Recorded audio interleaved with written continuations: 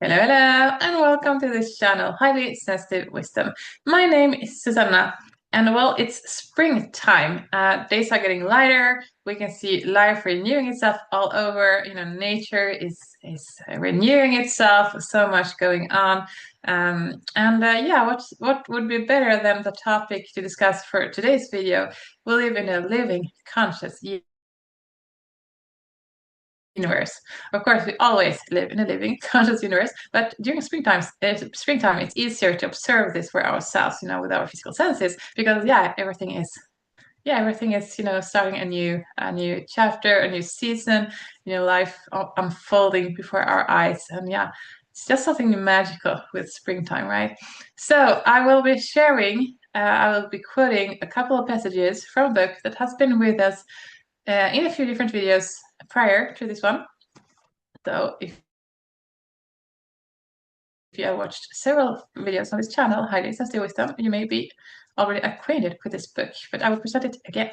So it's Pure Human by Gregg Braden. There's a subtitle, The Hidden Truth of Our Divinity, Power, and Destiny. And if you're not familiar with Gregg Braden, he is a New York Times bestselling author of several titles. He is a degreed geologist, a very serious, committed scientist who has been working tirelessly for 3 decades now, bridging science and spirituality. And he also emphasizes a lot human potential. So this book came out last year, 2025, and it's a must read. We are living times in the world. We are at a crossroads in human history. The story that will be told in future generations for all of us. The choices we're making now, they are very, very important. So Gregg Braden emphasizes also in this book that a lot of our choices have to do with our narrative or our story of our origin, or the story that we tell ourselves about ourselves, our origin and our place in cosmos. And that also will be an important foundation for our choices and our behaviors. And I will start quoting and you will see what I mean.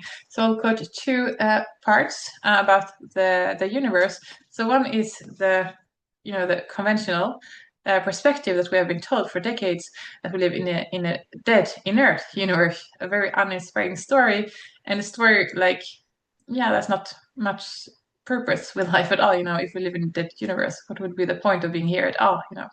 And then there is the other narrative that is much more accurate, and that science is starting to discover and validate now, which is we live in a living conscious universe. And also, what I want to develop, excuse me, what I want to develop also is not only about the universe itself, but our place in it as co-creators. So we can be conscious co-creators, or we can create by default. I will also develop that, and also dive a little bit into the law of attraction, which is one of several universal laws, but the most well known. And why so many people try to use the law of attraction to manifest a certain outcome in their own lives, and then they get frustrated because, the results are there maybe in the short term, and then they hit like a wall and nothing happened, and they like, what is going on here? So I'll also dive into that a little bit. And I've also been teaching about the law of attraction. I have been hosting an online workshop about the law of attraction, using writing as a tool to tap into that potential, right? So I'll also be talking a little bit about that. But first things first, if you enjoy this content, please subscribe to the channel, give the video a like, and share your aha moments in the comment section. I really love it when you share your aha moments, what you are learning with this material, your takeaways, what resonated with you, what inspired you, because I want us to inspire each other, uplift each other, and learn from each other. Also, I'm very eager to learn from you also, dear watcher, your experiences, your perspective, and so forth. All right, so let's get to it. So the first quote is from the chapter 1. The chapter 1 is called We Are the Prize. So as I said, Pure Human, Gregg Braden from 2025. So I quote, The consequences of believing that we are the product of a dead universe remove any reason for reverence and respect when it comes to life, nature, and natural resources. And it's that lack of reverence that becomes the implied license to rewrite the codes of life, engineer our bodies, and exploit the natural world. We see this thinking reflected in the way modern society has viewed Earth's resources as natural assets to be taken advantage of, rather than as a relationship to be honored and protected. One of the leading minds defining how the new scientific paradigm of a dead universe affects us in our daily lives is author, educator, and consultant Duane Elgin. He shows us that the way we think of the universe and our place in it is at the very foundation of the way we live our lives and solve our problems, especially when it comes to how we treat one another. In Elgin's words, we relate to our belief that we're in a non-living universe by taking advantage of that which is dead on behalf of the living. Consumerism and exploitation are natural outcomes of a dead universe perspective. With a few exceptions, Elgin's statement describes the way that much of humankind has lived in the past and continues to live today. The problem with this mindset is that ultimately it has led to the depletion of natural resources, unsustainable forms of food and mineral production, and the types of conflict over scarce resources that are the root of so much suffering today. End of quote. So this is not very inspiring, but it explains a lot of things. Why there's so much greed in the world and why there is so much destruction in nature and natural resources. And just look at Amazonas forests in Brazil and South America. What's being done to the lungs of the world? The lungs of the planet Earth. That is quite depressing. But yeah, it all starts with our mindset. So depending on our mindset and our beliefs, pretty much anything and everything could be, justified with, certain mindset or certain beliefs. So it's very important that we examine also what we believe, to be true. And I will record another video about that because that's a very important and very fascinating topic also about beliefs. But that will be for another time. So I want to quote then this alternative, more accurate perspective about living in a living conscious universe, also by Braden in the same book. So I quote, in a universe that's alive, it makes sense that life would appear often and be expressed in many and varied forms. It makes sense because life itself is the force that's driving the system. To discover that we exist as living beings within the context of an even larger living system implies that our individual lives have a deeper meaning. We're about something more than the lucky biology of simply being born, enjoying a few great years of love, chocolate, and rainbows on Earth, and then dying. It implies that in some way, underlying everything we know and see in our everyday world, our lives have a purpose. And this is precisely where we find ourselves as a society. We're at the crossroads of two ways of thinking about ourselves within the context of the universe we live in. The living universe that Elgin, Matloff, Dyson, and others describe offers us the big picture of life having a purpose from the top down, from the macro scale of the universe itself as a living entity to micro scale, where the living cells and particles that make up our bodies are an expression of the life theme that permeates creation. The discoveries that I will describe in chapter 2 offer the evidence from the bottom up. So from the micro world of mutated DNA, yielding more complex expressions of life and the capabilities of our lives to the macro context of the living universe. When we consider that the universe is something alive and that we're part of that aliveness, it changes everything about our story. Then I will skip a few lines and then I continue. The existence of a living universe tells us that we are part of the world around us and not separate from it, that our personal aliveness is part of an even greater aliveness. And as the very goal of life in the universe is to grow, change, and perpetuate itself, these are precisely the qualities that we should strive to embrace throughout the course of our time in this world. Through each experience we face in life, we learn to know ourselves better as individuals and as a species, as life expressing within a container of aliveness. This is the very definition of a living universe and the world in it. Our worlds, our lives and lifetimes are our way of infusing the essence of our unique experience into an already living and extremely diverse entity. End of quote. So yeah, this this shows that life has purpose, that we are active, participants in the living universe, and that what we experience in our lives add to the richness and to the flavor of an already living universe, right? So our lives, infuse with more aliveness into the web of life in the universe. And this is really important when we are talking about, manifestation and conscious co-creation and, creating the life that we want for ourselves. Because if universe were to be dead, which is false, but that was the narrative for many decades, if the universe were dead, then what would be the point of trying to manifest anything at all? What would be the point, to participate actively as a co-creator? Because there would be nothing to co-create with, if everything were just dead, inert materials, just laying around. What would be the point of trying to manifest or co-create anything at all, right? So it only makes sense that if we are trying to co-create and manifest something in our life experience, using whatever manifestation techniques that you use, dear watcher, there has to be, an aliveness also in the container, this giant container that exists everything that we know of, everything we are aware of, and much more that we're unaware of. There has to be some level of aliveness in that giant container, or our efforts to manifest whatever it is we're trying to manifest would be in vain, So this is really important that, we are alive, but we are also part of a larger aliveness, a greater aliveness in the universe, and that the universe is cooperating with us. And, we live in a living, conscious, benevolent universe that is not always obvious, because we see so much suffering in the world, we see so much greed, so many, conflicts, wars, struggles of all kinds, and so many things going on that we would prefer not to exist at all, wars and stuff.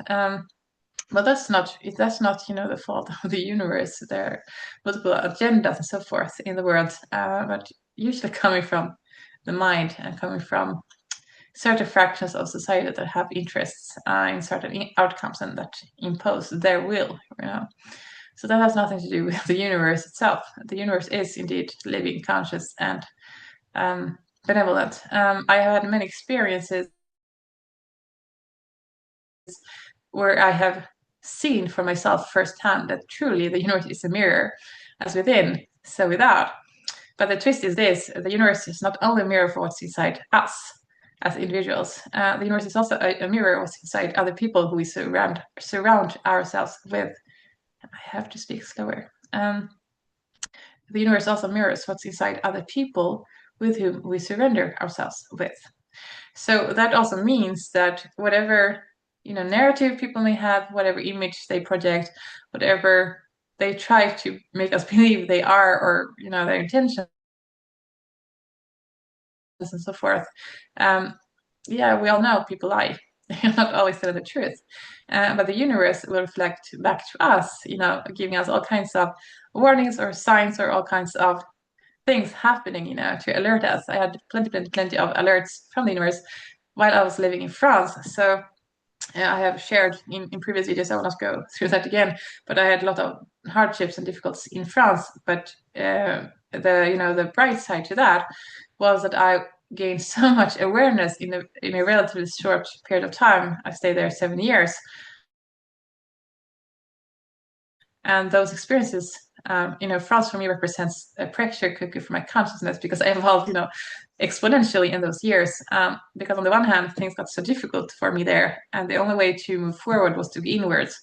But then again, life with a capital L was consistently guiding me, so I was never alone. I was never, on my own. I did try to figure things out, but I was guided all along. And one of the things I was guided towards to learn about was the law of attraction. And as you may know, if you watch previous videos, when I learn something, I go all in. I don't say, lukewarm, like, yeah, this is interesting, just here, goes out there, or try it for a few weeks and then, like so many people do.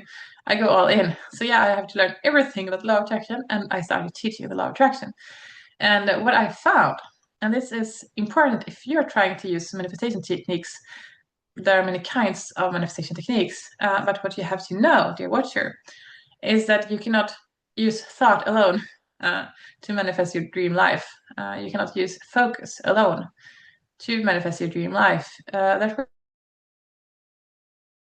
works to a certain extent. But some teachers of the law of attraction, they make it sound like, yeah, you're in control, you're in the driver's seat, and yeah, you are, but you're not the only one. There's so many forces working together. Um, and the universe, the law of attraction, for instance, yeah, it works with your focus, but not only with your focus. It responds to you in your entirety. The law of attraction and all of the universal laws, they respond to all of you, all of the things in your consciousness, not only what you are focusing on this moment, not only what you want to manifest, because that's also one of the fallacies of thinking, oh, I will use the law of attraction, I will manifest, I will focus on what I want, and then I will get it. Yeah, that's often how it's marketing usually goes something like that. You can do whatever you want, you can have whatever you want, just use these techniques, manifestation techniques, and you focus on what you want and you get it.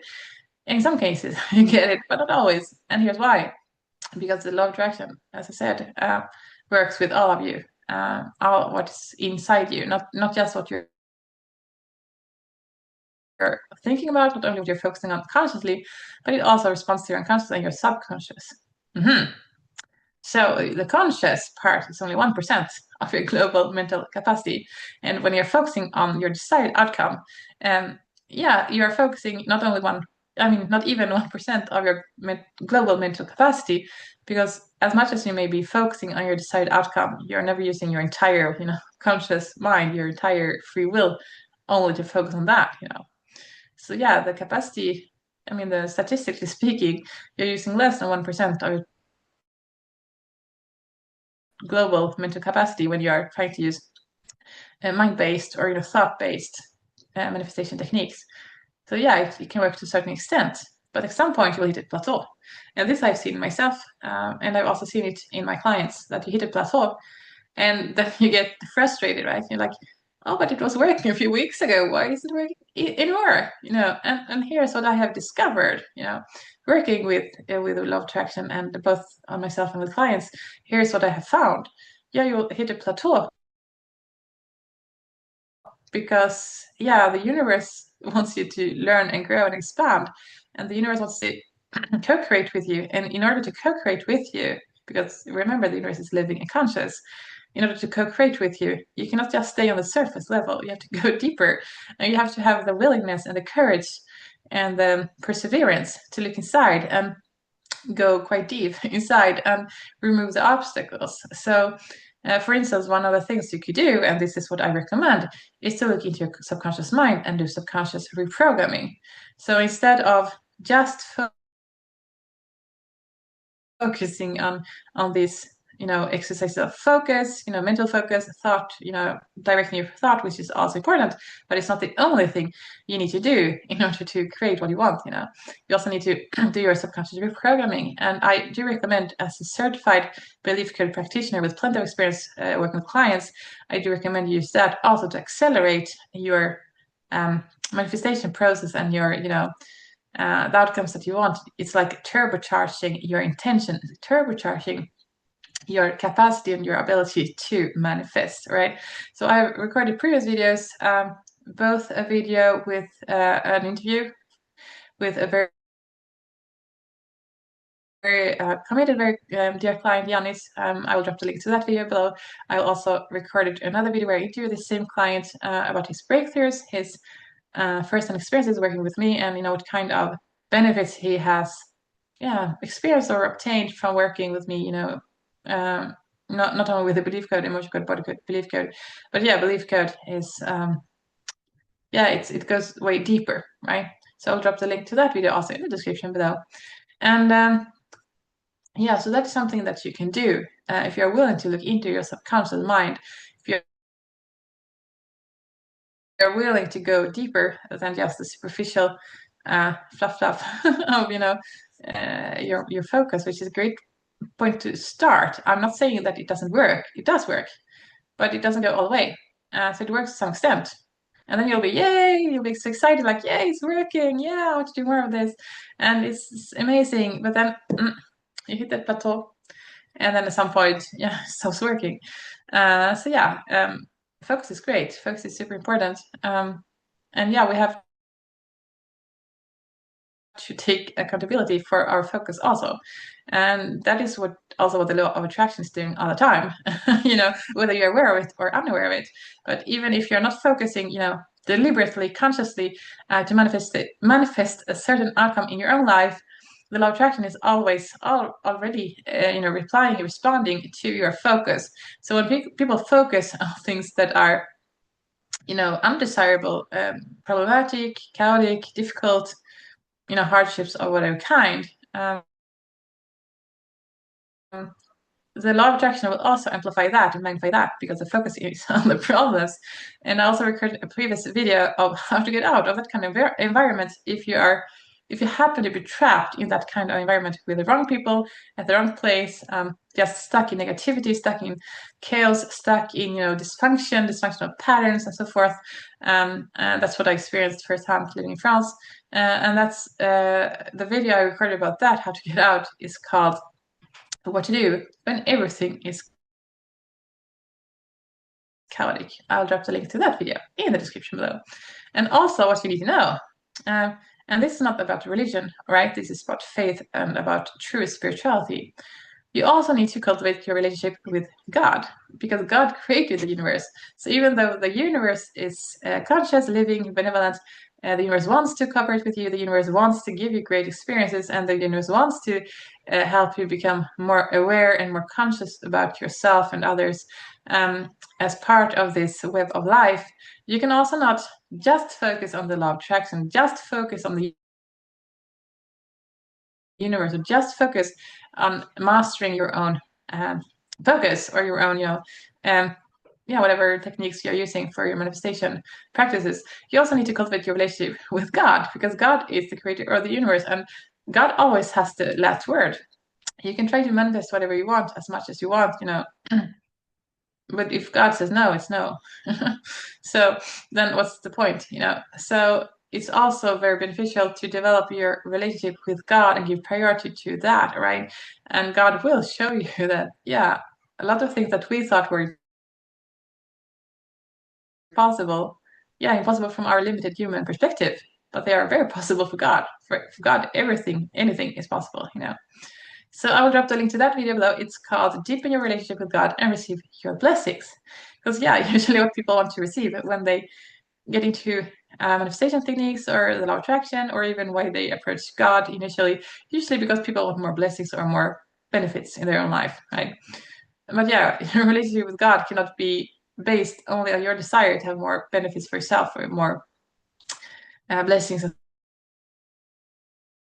so forth. You have to, commit to the relationship and not only stay in your own perspective, like, oh, what can I gain from this? Because God will get quite tired of that quite quickly. No one would like to be someone who also always gives and gives and gives, but doesn't receive, or a relationship based on interest. Who would want to be in a relationship like that? It has to be. There has to be reciprocity and a genuine desire, a genuine intention to actually build a relationship, right? And that is probably the most efficient thing you could do to increase your results in manifestation. That is also to be very serious and committed with your relationship with God, right? And then again, returning to the belief code and subconscious reprogramming, there is nothing contradictory. Like you don't have to choose either your relationship with God or manifestation techniques or the belief code. You can have all three, simultaneously. You can, or together, we can install programs in your subconscious mind, including God in that process, including God, in your plans, and allowing God to operate God's plans in your life, with your consent, and also turbocharge your results this way, right? I'll give you a few examples. We could install, for instance, I live my divinely designed purpose, or God provides for all my needs and more, or God protects me, or um, yeah, I trust my intuition, that kind of things. So you can be guided more easily because all of us have blockages in our consciousness. Many of the blockages are mental, some blockages are emotional, some blockages are of, other kinds of nature, but we all have blockages.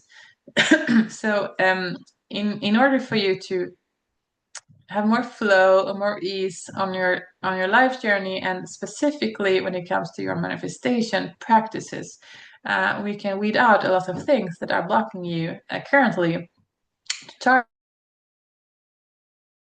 turbocharge turbocharge your results, turbocharge your outcomes, and yeah, make life more joyful, more pleasurable, and more fulfilling, because we always attract with what we are and not with what we want. So we say we want something, or we work towards something, with our conscious mind, that 1%, or we use manifestation techniques to try to, bring about a certain outcome. And sometimes it works, sometimes it doesn't work, but that's because we are only seeing a very small fraction of all of us, and not seeing the whole picture, the big picture. So we need to, take all of that into account. And yeah, we have to have the courage to go deeper and weed out undesirable things, undesirable blockages, patterns, dysfunctional patterns, thought patterns, beliefs, especially subconscious beliefs, all of those things hindering us or blocking us, yeah, holding us back, in whatever shape or form. And yeah, it truly seems like magic when you first get started, because like, oh, I didn't even know this was real. I didn't even know that this could happen. I remember initially when I started these practices, I was like, hmm, is this a real? Is this a reality? This is so much more than I ever imagined, or I even, more than I had ever imagined or ever, thought possible. That's we have so many limitations within us that we don't even know of. Many of them we have picked up with our parents growing up. They have modeled certain beliefs, certain behaviors, certain habits, certain beliefs to us, which also includes limitations. So many of our limited beliefs we have inherited from our parents, either by their modeling to us when we grew up, or we have inherited them at the moment of conception, similarly to how we inherit their DNA and so forth. So there's so many sources of influences inside us already, and the universe is consistently acting as a mirror, reflecting back to us what is inside us. Um, so whether you like the outcomes or not, there is something in you or in someone you're surrounding yourself with that is holding maybe things that are blocking, maybe dysfunctional patterns or limiting beliefs, or a lot of, could be emotions also, a lot of bitterness, a lot of hostility, resentment, anger, hatred, whatever, that is also blocking your progress and your outcomes. Because yeah, we consistently influence each other, also energetically speaking. So it's very important also whom you choose to surround yourself with, right? Because that will have a major impact on our lives. And you have all heard this, you are the you're the average of the 5 people closest to you. We've all heard this now.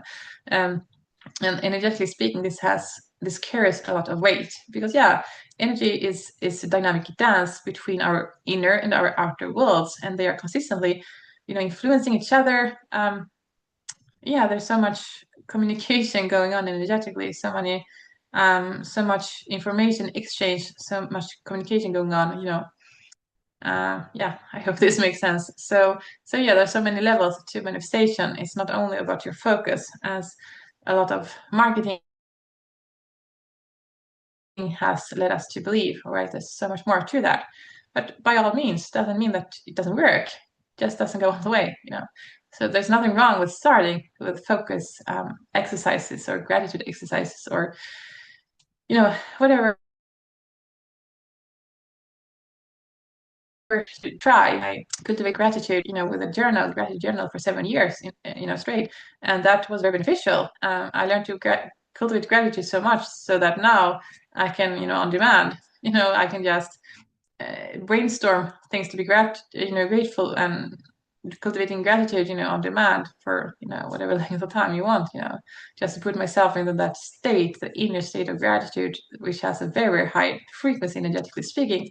But because I practice it so much, so that's also something you can do to manifest the life that you want, right? So there are many levels to this. So my purpose with this video is not just to teach, manifestation techniques, but also to show how the different pieces of the puzzle work together. All right.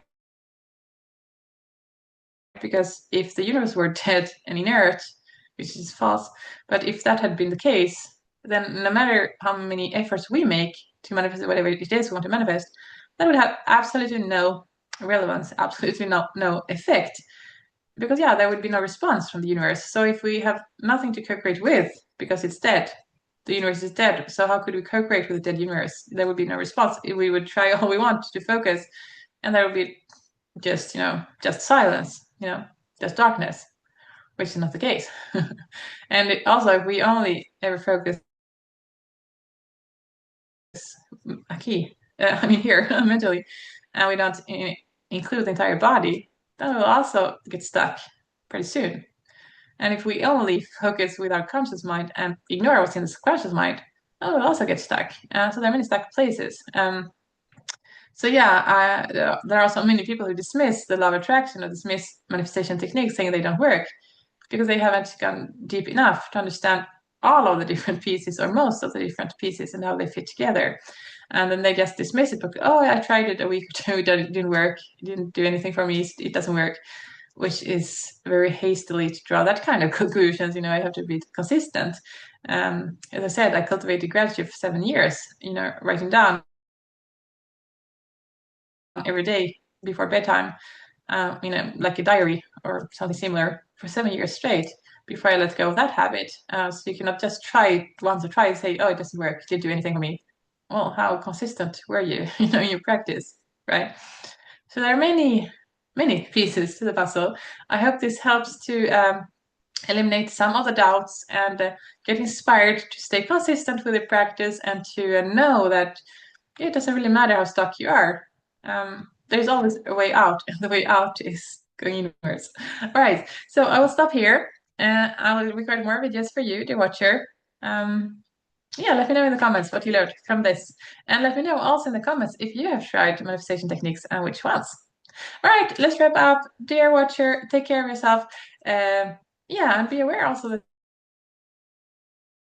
you are indeed very powerful co-creators. So whether you're aware of it or not, you are already co-creating with the universe for the simple fact of being alive, being born into this world, being alive. And yeah, whatever it is that you're doing during your days, you're already co-creating. But maybe you're co-creating by default. What we want to do is co-create, consciously, deliberately. That changes everything. All right, bye for now. Take care. See you soon.